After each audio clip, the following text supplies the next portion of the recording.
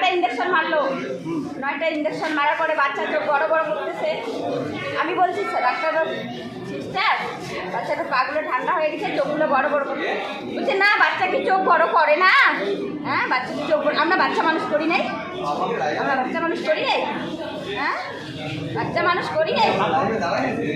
তারপর বলছে ওই যখন হানি কাটলো 2বার হানি কাটলো বলে পেচ্ছাপ করছে। হ্যাঁ, পেচ্ছাপ করছে 3বার করে পেচ্ছাপ করে ভর্তি করার পর আধা ঘন্টার মধ্যে 3বার করে।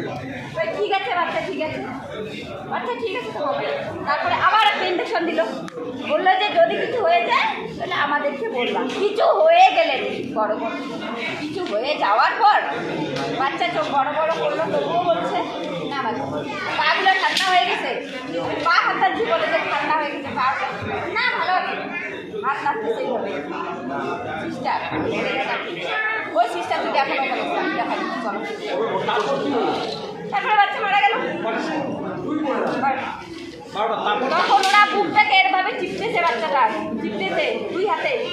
ওই ডাক্তারটা যে ডাক্তার চিপার পরে বাচ্চাটাকে বলছে অক্সিজেন নিয়ে আসো, অক্সিজেন নিয়ে আসো। হ্যাঁ, যখন বাচ্চা